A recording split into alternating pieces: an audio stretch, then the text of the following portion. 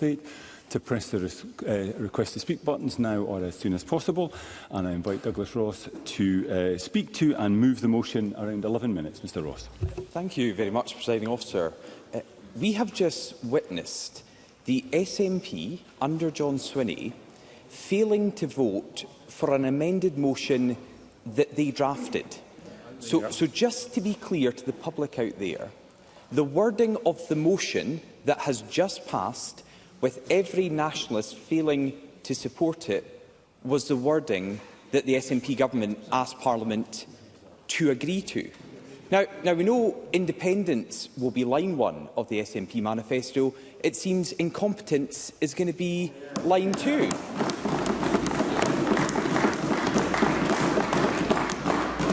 SNP MSPs have just said to the public across Scotland that they believe their friend and colleague should receive no sanction at all. Nothing. They didn't put an amendment to say it should be for fewer days or less docking of his salary. They said nothing at all. And up and down the country, people will look at this and wonder why the SNP politicians in here today are supporting their friend over doing the right thing. And I'm struggling to understand the strategy behind this. I can only assume that SNP spin doctors are hoping tomorrow's headline is "It's a guddle, not a fiddle."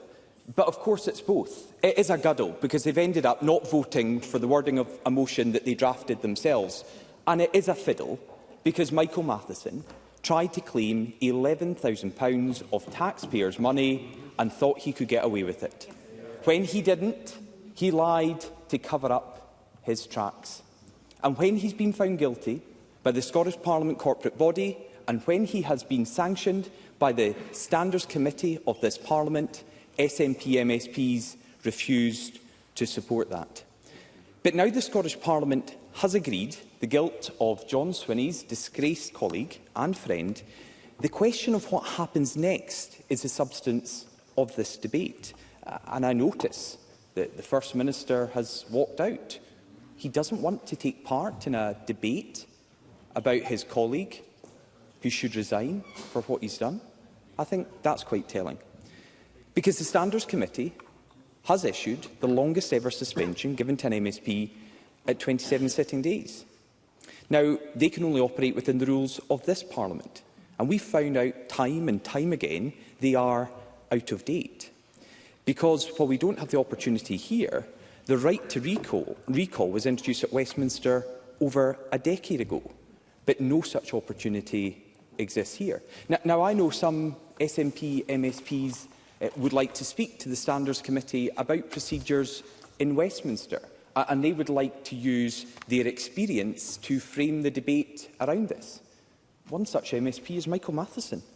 He put in his personal statement to the committee, speaking about the House of Commons having an independent nature to look at things, but citing a House of Commons process such as the right to recall, should the committee give consideration to this at a later date, I would be happy to assist in any way, given my experience over the last 5 months. Well, I hope he's also happy to assist the committee with a recall, because my colleague Graham Simpson is bringing forward a non-government bill to introduce a right to recall here in the Scottish Parliament. He has consulted on that bill and it is close to being ready to be introduced in this Parliament.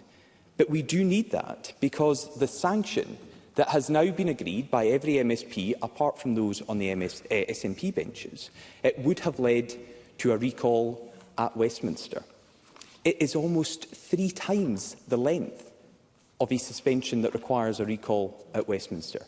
If you are suspended from the House of Commons for more than 10 days, your constituents locally have the right to say if you are fit to continue in your job. And I strongly believe, as I said earlier, Michael Matheson doesn't need to be just suspended for 27 days. He needs to be sacked. He must leave this Parliament. And even if the SNP MSPs don't agree with that, what is their objection to saying to the people of Falkirk West, judge Michael Matheson, judge his conduct in this scandal in a by-election? Michael Matheson can be the candidate. If, as we've seen today, every SNP MSP supports Michael Matheson to receive no sanction at all, call a by-election and go out and campaign with them. Knock on doors with Michael Matheson in Falkirk West and ask the people of his constituency, do they believe he is trustworthy, he has integrity, and if any of the nationalist MSPs have integrity, surely they would agree with that. But of course, they won't. I will very happily give way to Mr Mason. John Mason. Apologies, I didn't press my button. Would the member accept, he compares with Westminster, and I wonder if he would accept that the Westminster process is somewhat more independent and not run by other MPs? Douglas Ross. Well, I'm very glad Mr Mason raised that point, because again, I read in the lengthy personal statement from Michael Matheson about his concerns with the process of the corporate body. What I find puzzling is Michael Matheson being so dismissive of the process of the corporate body investigating Michael Matheson. But who was it who referred Michael Matheson to the corporate body for investigation? It was Michael Matheson. So if there is an issue with the system here, then it started with Michael Matheson referring himself to a body that he now thinks didn't look at his claim in as appropriate a way as they could. But of course, we know that the corporate body looked at this in considerable detail. They looked at the facts of the case, and it is an open and shut case.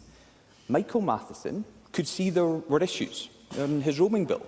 He actually says in his report he feels he was assisting Parliament to claim £3,000 out of his office costs to pay for that bill.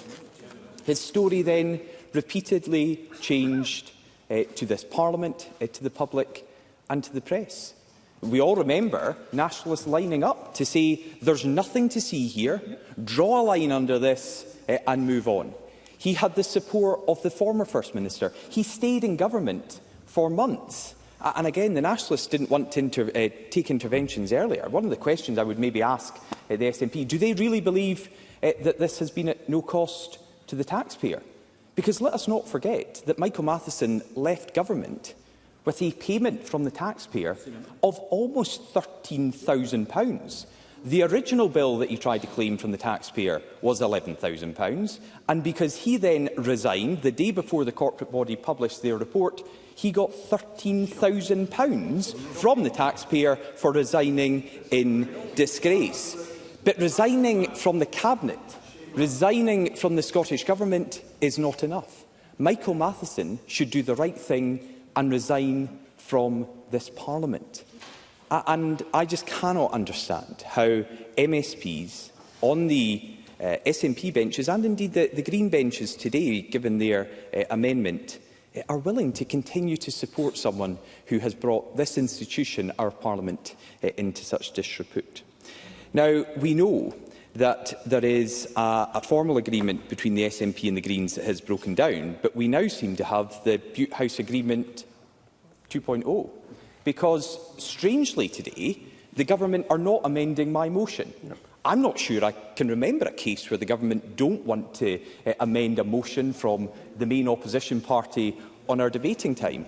They've left it to the Greens. Well, Mr Hepburn, if he wants to intervene, I'm more than happy to give way. I know he's a new Minister for Parliamentary Business, but do the SNP agree with my motion? Maybe he forgot. Or maybe he forgot. Do they agree with my motion, and that's why they haven't amended it? Or are they working with the Greens behind the scenes to contrive to vote this down? And I think people can see, not just in this chamber, but across Scotland, that Patrick Harvie and Lorna Slater maybe have been kicked out of ministerial office, but the Greens and the SNP are still working closely together. And in this case, it's not for the environment, it's not for the climate, it's not to do good for Scotland, as they often claim they would. It's to protect Michael Matheson. It's to protect someone who lied to this Parliament, who said to the press and the public that there was nothing to see here, but he continued Mr Ross, regardless. I would remind you and other members in what I'm sure will be quite an emotionally charged debate to be careful with the language that we use. Mr Ross, please continue. I'm grateful, Presiding Officer. But the Greens are going to rush to the defence of the SNP again tonight and put forward their amendment, an amendment that in normal times the SNP would have done themselves. But let me conclude my remarks to say that people across Scotland are watching in disbelief. They watched in disbelief last week when John Swinney defended the indefensible. They have watched in disbelief today as SNP MSPs refuse to vote for any sanction at all against Michael Matheson. And now John Swinney is refusing to take action even within the party. He's not even suspended Michael Matheson when in a normal job he would have been sacked by now. But, Presiding Officer, standards in public life matter. The SNP are very quick to accuse others, but they're not so quick when it relates to one of their own. Michael Matheson deserves to be sacked for this scandal. If the SNP and Green MSPs will not vote for that today, if they choose to defend him and defend the indefensible, then it will be up to the voters across Scotland to judge on the 4th of July. And looking at the gloomy faces on the SNP benches today, I think they know what's coming. I move the motion in my name. Thank you, Mr Ross. I now call on Jackie Baillie to speak to and move Amendment 13365.1. Ms Baillie, up to around 9 minutes, please. Thank you, Presiding Officer. This is definitely Groundhog Day. Two debates on the same subject, one after the other. So let me apologise to the Chamber and those listening if I repeat some of the points I made earlier. They do, of course, I believe, bear repetition. Now, I know others will question the motivation of the Conservatives, so let me start by considering that just for a moment. Do I suspect that the Conservatives brought forward this motion calling for Michael Matheson to resign because there is a general election? Yes, I do. Do I suspect it was also prompted by John Swinney's quite extraordinary attempt to defend the indefensible? Yes, I do. Do I suspect that the Tories have noted the recent poll in The Scotsman, where 65% of those surveyed said Michael Matheson should resign? Yes, I do. That said, it is clear that neither John Swinney nor indeed Michael Matheson consider this to be a course of action that they intend to follow. In fact, I saw a television clip of Michael Matheson last week saying that he intended to stay, and to stay for many years to come. Can I, of course, gently point out that that will be entirely a matter for the people of Falkirk West, and it is breathtakingly arrogant to suggest otherwise. But this issue has had real cut-through with members of the public. The majority are clear that Michael Matheson should go.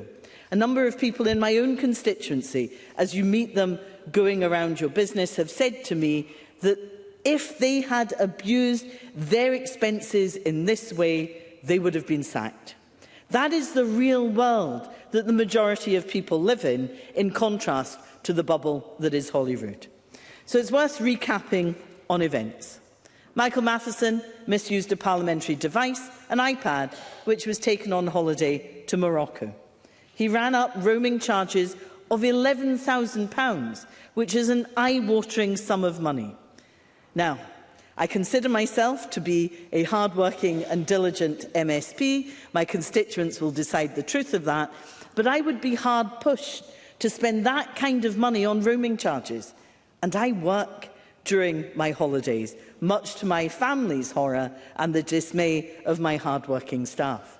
But let me tell you that Christmas and New Year are the very quietest periods for parliamentarians, as our constituents, quite rightly, have other priorities on their minds.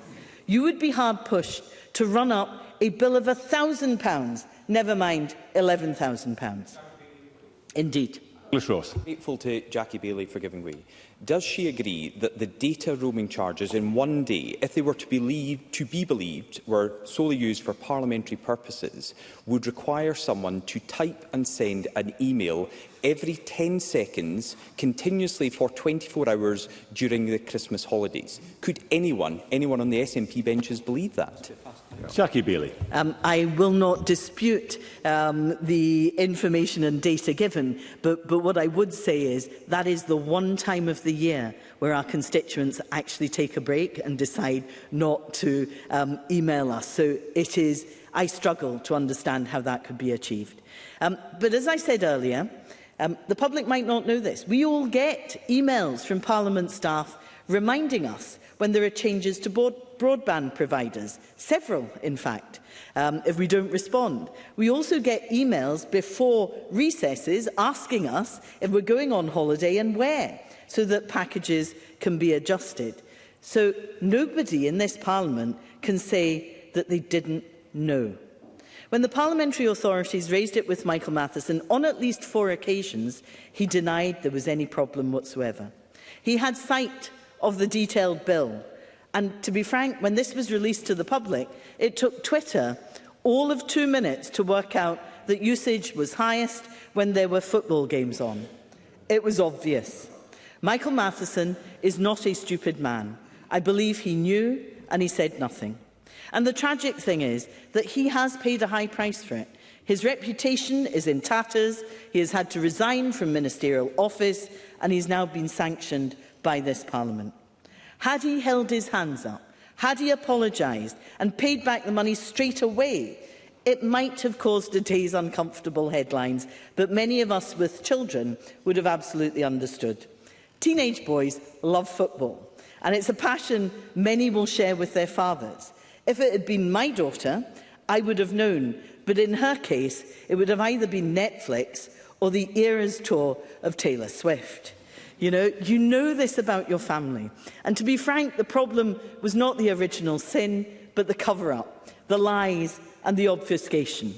There was no admission of error, no apology, no contrition. Instead, it has been denial, deflection and dishonesty. And as I said before, the most problematic for me were the questions from Parliament staff about the scale of the iPad bill and Michael Matheson's flat denials. But this pattern of denial, misleading Parliament, misleading the press and ultimately misleading the people of Scotland, continued right up to the end and showed contempt for all 3. This is a profound error of judgment from someone who should have known better. Michael Matheson has been in the Parliament since 1999. He's been a government minister for much of the SNP's tenure, and I regret that his career is effectively over. Ultimately, it should be for the people of Falkirk West to decide whether they want Michael Matheson to continue to represent them. But their voice is denied because this Parliament has no provision to recall MSPs. The UK Parliament can initiate a recall petition if a member is suspended for 10 days or more. We have seen that used in Scotland with the case of Margaret Ferrier, who travelled whilst COVID infected and recklessly endangered the safety of others. Her constituents recalled her. No, thank you. Her constituents recalled her. There was a by-election, and the people of Rutherglen and Hamilton West elected Labour's Michael Shanks by a resounding majority. They decided what should happen in those circumstances. So it's right that we should rectify this omission. It's right that we should have the opportunity, or indeed not us, but the people of Falkirk West should have the opportunity to recall their MSP too. Now, I genuinely don't understand the attitude adopted by John Swinney this week. Instead of upholding the highest standards of office, he chose to protect a friend. Instead of upholding the integrity of Parliament, he chose to attack members of the committee. Now, of course, John Swinney does have form in undermining the Parliament and the ability of its committees to do their job. But what utterly poor judgment. This is about John Swinney, as First Minister, putting party before country, defending the indefensible and being out of touch with the people of Scotland. Now, I hate the sleaze and scandal we've seen with the Tory government, but I'm afraid that the behaviour of John Swinney over the past week has been straight out of the Boris Johnson playbook. And if you needed any proof of this, just look at the preceding debate, presiding officer, because I am frankly astonished that the SNP failed to support a motion that they succeeded in amending. They demonstrated by doing that their contempt for the Parliament and, more importantly, the people of Scotland. They've undermined the committee, they've undermined the Parliament, and they've demonstrated yet again that it is always party before country. Now, there is a pattern of behaviour here from the SNP. A party currently under live police investigation. A party that lied to the Sunday Mail over membership numbers. A party that covered up for that their auditors quit. Ms Baillie, Presiding officer, I'm coming to a close. I know. As I indicated to Mr Ross, I think we need to be taking care with the language we use in this debate. I would encourage you to do likewise. Presiding officer, I would be nothing other than be careful, and everything that I have said is factual. So let me conclude, presiding officer, because I think the people of Scotland do need a right to recall their MSPs, but until that happens, I do think that Michael Matheson should do the decent thing and consider his position. Thank you. Could you move the amendment? I move the amendment in my name. Thank you. I now call Patrick Harvie to speak to and move Amendment 13365.2 up to around 7 minutes. Mr Harvie. Thank you, Presiding Officer. And I move the amendment now in case I forget to do so later. I wasn't really expecting today to be the Scottish Parliament's finest ever day, and I think that expectation is going to be met. I'm in no doubt at all that Michael Matheson's actions have severely damaged trust in our Parliament, and they deserve serious sanction. That's why the Greens made it clear that we would vote for the sanctions that were proposed by the committee and would have voted against any attempt to water down those sanctions had it been proposed. And I suspect that Michael Matheson knows only too well that, as Jackie Baillie said, if he had been honest and upfront about this situation from the outset, made it clear the mistake that he'd made, that he'd repaid the money and that he was sorry, and been upfront about that from day one, I don't think he'd have won many fans, but it would not have resulted in this long-running scandal. His actions were serious, and appropriately, this is the most severe sanction the Scottish Parliament has ever passed. And I do have to say that I think the SNP should have accepted that and should have voted for the sanction. But this debate, this second debate that we're having, now goes so far beyond the sanction that was proposed. The only comparison I can think of, the only time I can recall, Presiding Officer, that the Parliament has voted for a motion calling for a member to resign was in relation to an MSP who was sentenced to 12 months in prison after being convicted on multiple counts of domestic violence. Michael Matheson's actions were serious. They were not that. And I hope that no one in this Parliament would suggest that they should be regarded in comparison with that level. I do have serious concerns. My party does have serious concerns about the process, because far from being fair and objective, many aspects about how the situation have been handled have been partisan. There is quite clearly agreement that there's been a serious breach of the Code of Conduct, and for that reason we supported the sanction, because the SPPA process is the only one we have, and their proposal for the sanction was the only one that was brought. But we need to be clear that it leaves a lot to be desired. There is no consistency about the severity of sanctions that should be used in different cases. And this is a harsher sanction, significantly so, than even a case of sexual harassment that was dealt with in Session 5. There have been public comments from a committee member before taking evidence who then didn't step back from this process. And I do believe that that opens for the possibility, at least of the appearance of a lack of impartiality.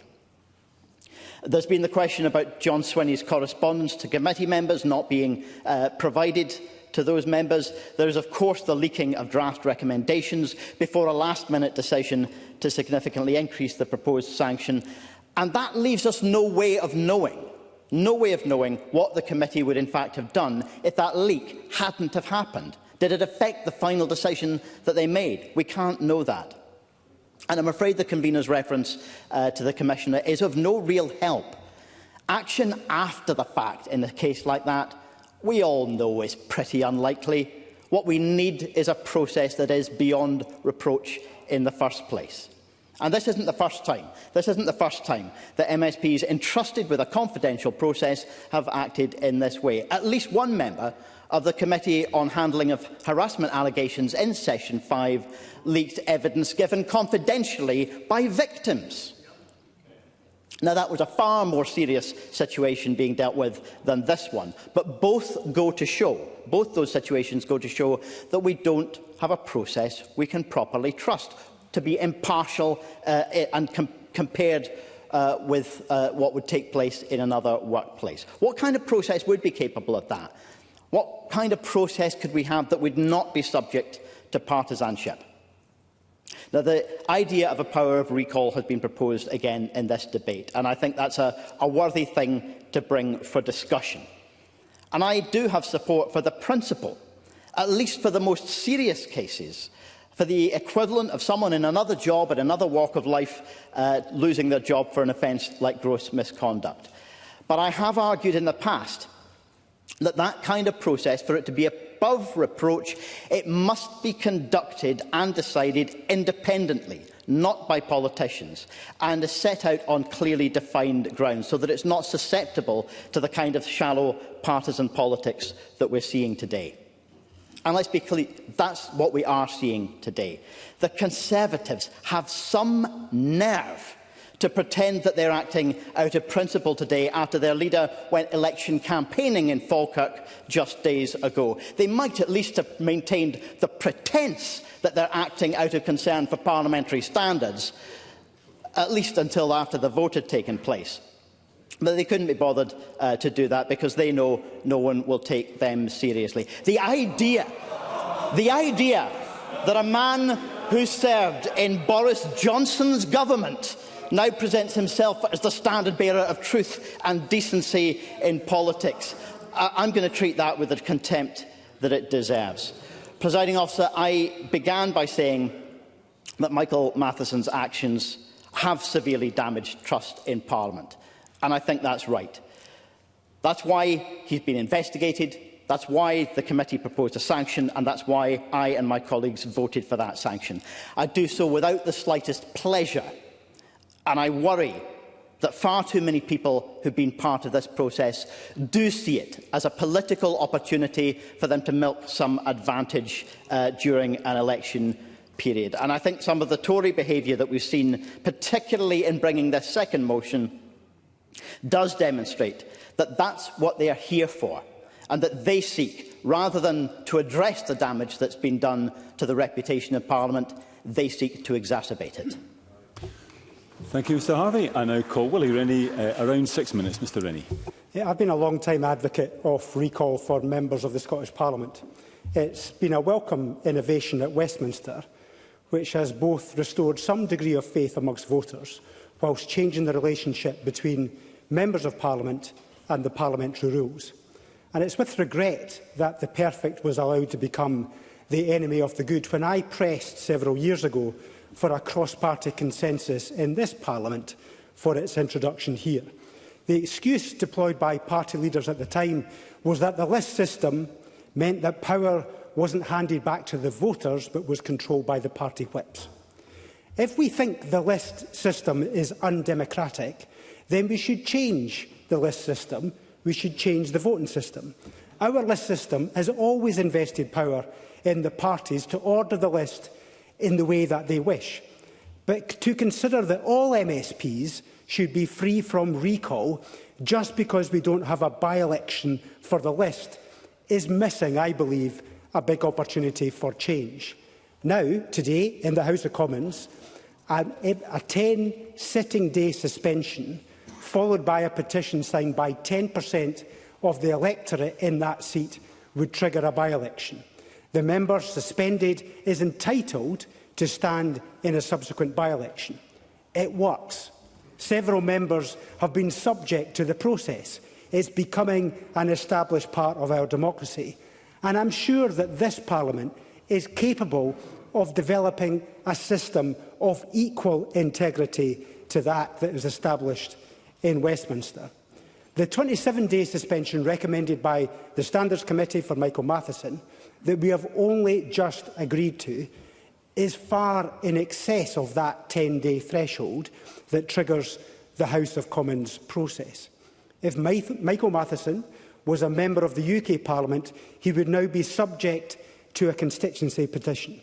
In the absence of a recall mechanism, we will support the motion today, calling for a resignation so a by-election can occur.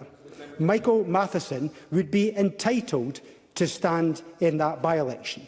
I attended the North Shropshire by-election following the departure of Owen Patterson. Members will recall that Conservative MPs tried to change the rules to benefit him and to save him in his position. It was very much seen as one rule for the Conservatives and another rule for everyone else. They subsequently lost that by-election to the Liberal Democrats. There is a risk that by acting the way that Mr Swinney is over Michael Matheson's case, that he will be seen in a similar way by the voters. I therefore believe it would only be right for Michael Matheson to act voluntarily here, as he would be required to act by law in Westminster. He should step down so that a by-election can be held. If he wishes to stand in that by-election, he would be entitled to do so. If his party, the SNP, wish to adopt him as their official candidate, they would be entitled to do so.